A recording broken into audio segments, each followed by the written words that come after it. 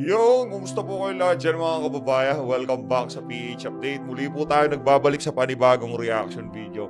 Dito sa video na to mga kababayan, pag-uusapan po natin itong talaga ng mga napakatinding sagutan nitong si Saldico at nitong si Senator Joel Villanueva. At pag-usapan po natin itong reaksyon nitong si Vice President Sara Duterte nung tinanong siya kaugnay sa relasyon nilang dalawa nitong si Lisa Araneta Marcos, no? Pero bago po natin umpisahan ang ating talakayan, paki-like naman po ng ating video para lagi po kayong updated. Hayun na nga, no, mga kababayan. Unahan na po muna natin itong banat nitong si Rep. Saldico dito kay Senator Joel Villanueva.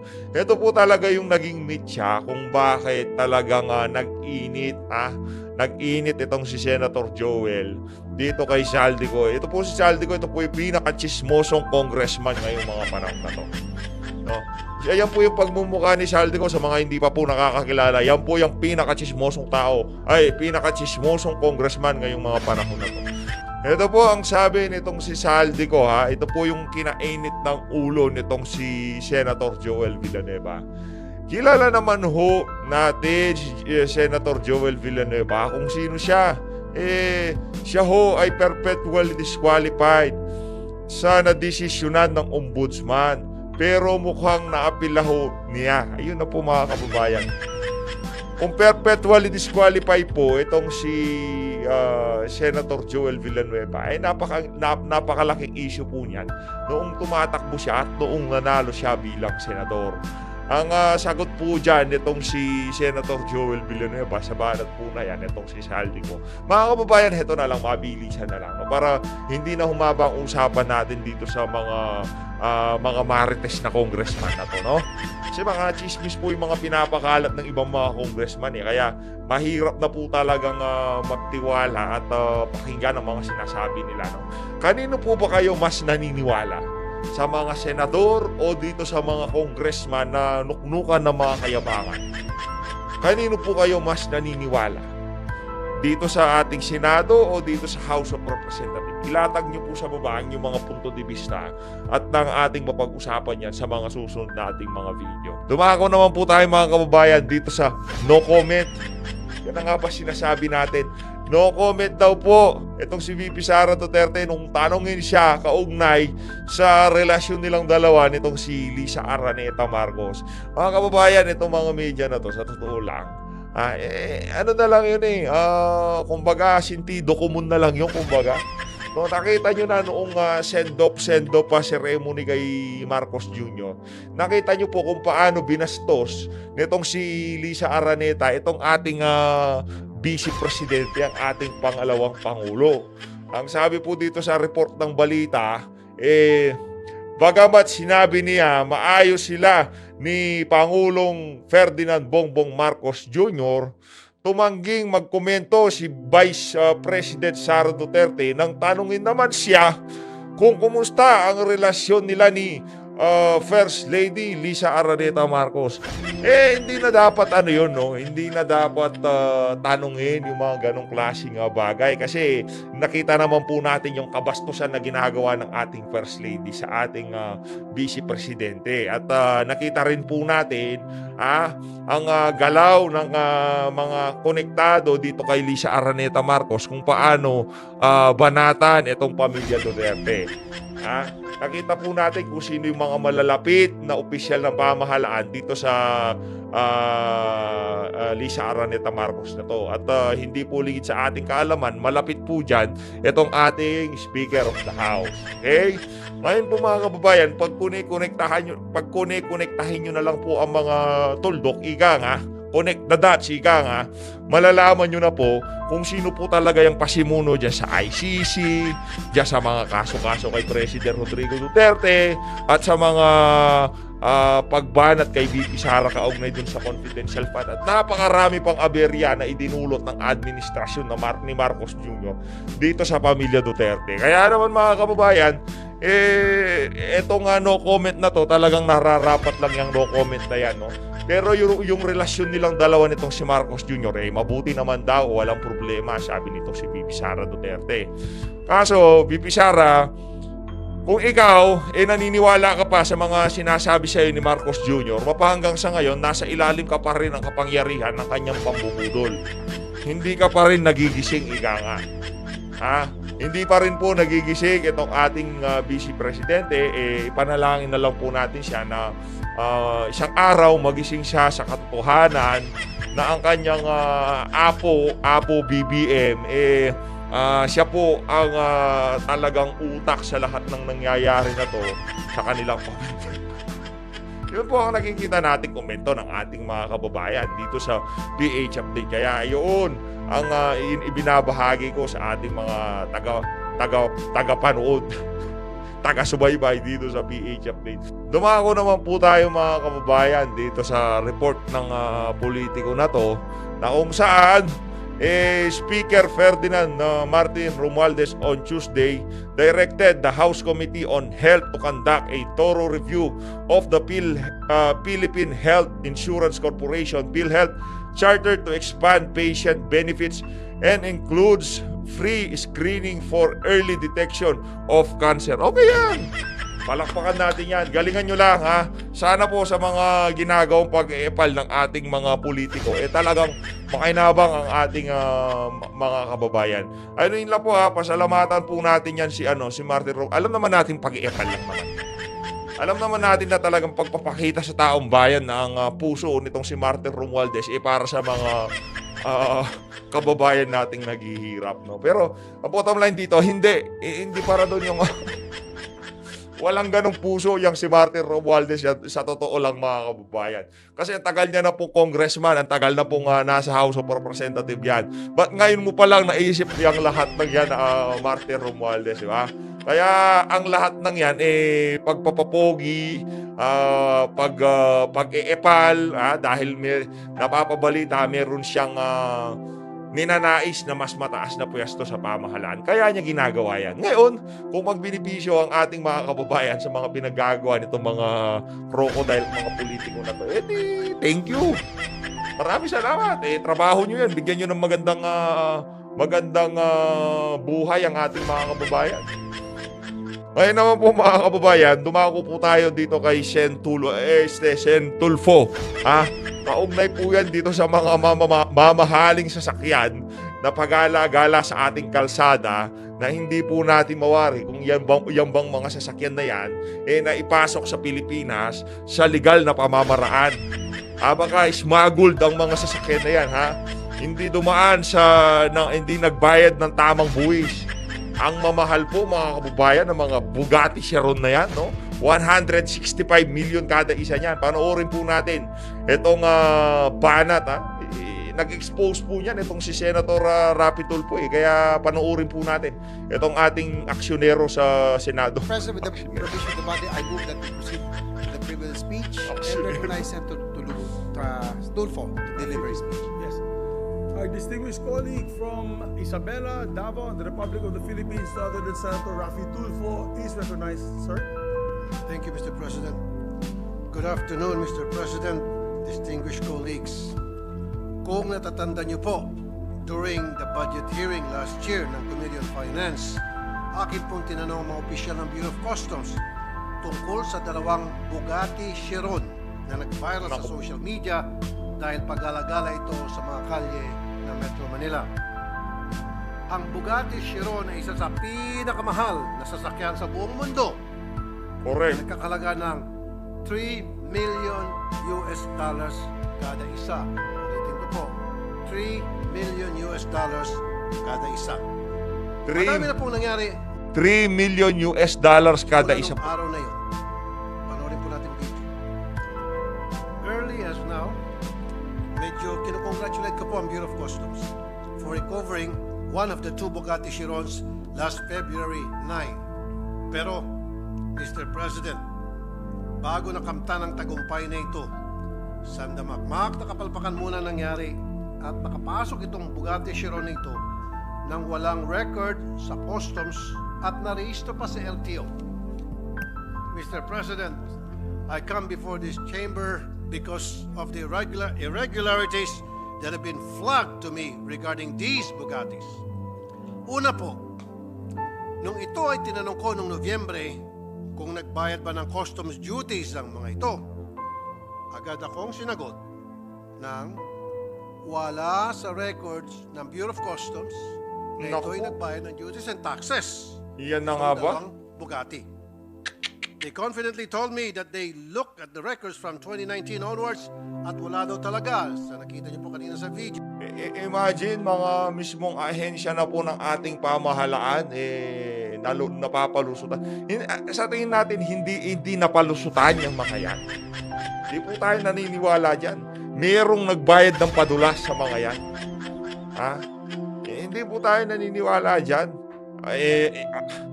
Yung mga nasa custom, hindi mo bibigyan ng padulas, basta-basta lang makakadaan yung mga Bugatti na yun. Posible. Merong nagbayad dyan. They said that before the Senate budget deliberations and they would not say that if they had no basis. Ngayon po, bilang pag-follow up ko sa nangyaring ito, dahil nga may nag-surrender na ng isang Bugatti, akin pong background check ang registration ng dalawang Bugatti sa LTO. Naku po. Ang blue na Bugatti na may plate number na NIM 5448 ay lumilitaw na nakarehistro sa pangalan ng isang foreigner na si Tu Trang Nguyen.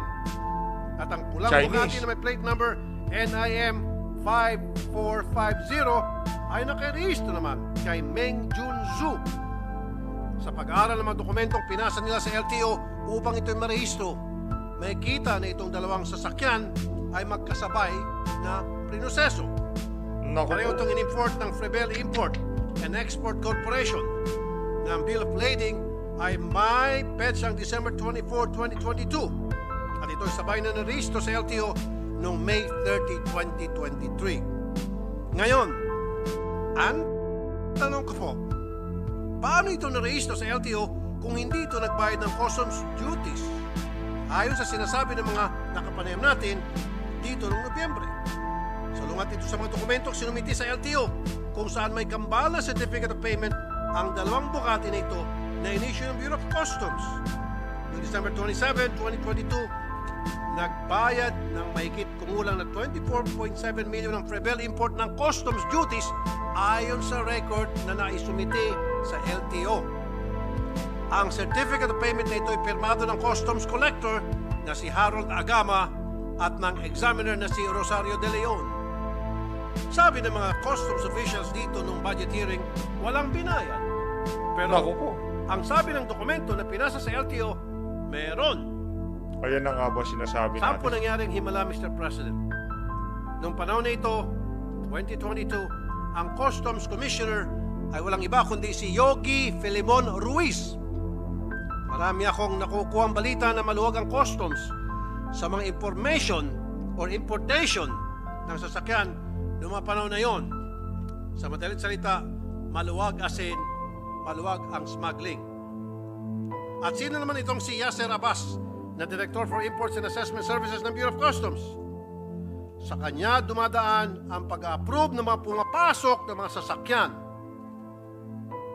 Ano ang nangyari dito? Mr. President, sanga-sangang problema po ang nais ko mabigyan diin ngayong araw. Una po, ang smuggling. May kita po natin na may nakagawa ng paraan para mag-import ng mga luxury vehicles nang hindi nagbabayad ng karapatang buwis. Grabe.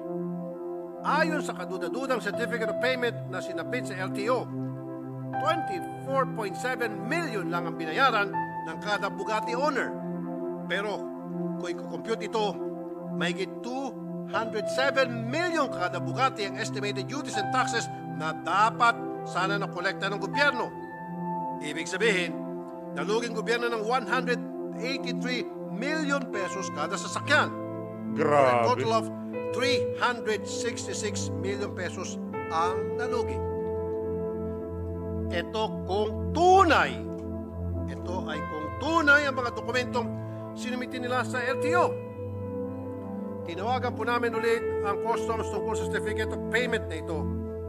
Ang sagot po ng customs kaninang umaga sa amin, ay doubtful daw po sila sa legitimacy ng mga dokumento na sinabit sa LTO.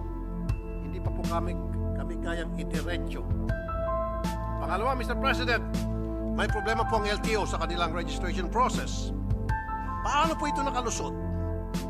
Napakarami na pong pagkakataon na may mga smuggled luxury vehicles na narehistro ang LTO. Siyempre, sasabihin nila, tinignan nila mga pinasang mga papeles at ito'y wala namang kainahinala sa kanilang nakikita.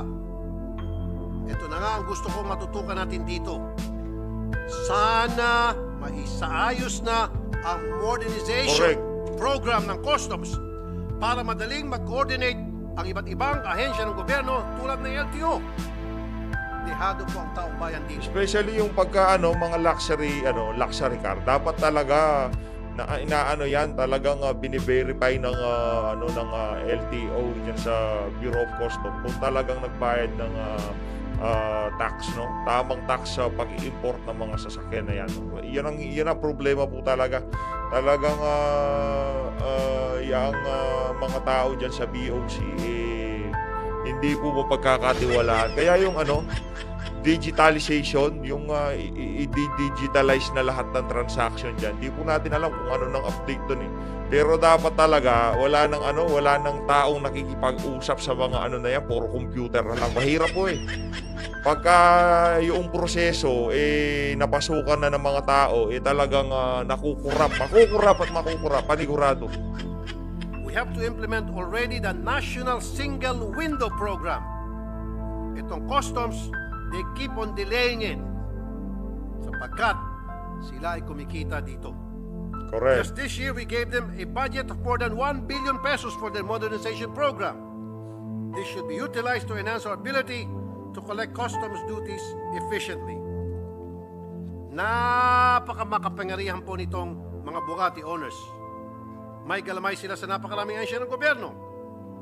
At ayon sa isang article, itong si Trang Tu Nguyen, na isa sa mga may-ari ng Bugatti, ay isang insidente na-involve siya na isang Ferrari F8 pumasok sa EDSA bus lane.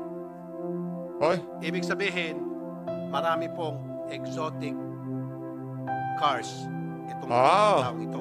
baka yung tao na yan, siya yung source ng mga luxury car sa Pilipinas. Baka malamang sa malamang. Ano ba ang trabaho o negosyo nito sa Pilipinas? Kung legit na ito ay may trabaho o negosyo, nagbabayad ba ito ng buwis? Malamang sa malamang ay hindi. Dahil kung nakalusot ito sa customs na mahigpit ang pagbabantay nga kung tutusin, mas lalo pa sa BIR. Ilan pa kaya ang katulad ni Nguyen na may pribileyo sa customs, BIR, LTO at immigration? Mr. President, according to our Constitution, tayo po inatasang mag-evolve ng progressive system of taxation. Ibig sabihin, mas mataas ang kita, mas malaking binabayaran na buwis. Pero base sa mga napag-alaman natin ngayon, ang progressive po ay hindi taxation, kundi tax evasion. Mr. President, we need funds to run this government and to provide service to the people that has developed an effective system that would prevent tax evasion and corruption. Maraming salamat po, Mr. President. Una sa lahat, gusto ko pong pasalamatin si Senator Raffy Tulfo. Dahil sa iyo na nailabas itong issue na ito. It was during your expose that meron palang dalawang Bugatti Chiron dito sa Pilipinas. At tama po kayo, napakamahal at napakahirap bilhin itong mga sasakyan ito. I think there's only 60 in the world. And we Yes, have Mr. two. President, that has a base value of about $3 million each. Yes, and there's only a few. That's why napakamahal yung resale value ng packet ng packet. So, tama po yan. Talo yung gobyerno dito. At gusto natin malaman, Senator Raffy, with your expose, sino ang nagparehisto nito? Anong LTO office ang nagparehisto nito? Saan pong, unang-una, saan po nakapasok itong mga sasakyan na ito? Which port? Meron bang kasalanan dito yung PPA, Marina, aside from the BOC on this particular issue? So we are one with you. That's why my suggestion to the staff, i-refer na po ito kaagad sa Blue Ribbon Committee para sabina na natin lahat itong mga agencies kaagad na to, and then tingnan natin anong parusang may bibigay natin sa mga kasabwat dito sa krimen na to. I'm with you 1,000% on this. And I know that's why Senator Bato is listening intently, because that is also a law enforcement issue.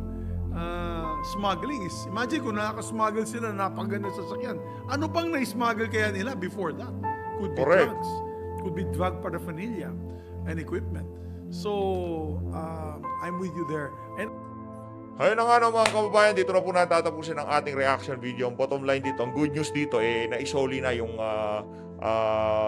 Bugatti, yung isang Bugatti. Pero yung kulay asul, hindi pa po ata na kukumpiska ng Bureau of Customs. Ayun na nga mga kababayan, mag-ingat po kayo lahat. To God be the glory. Mahalin po natin ng Pilipinas. Maraming salamat po.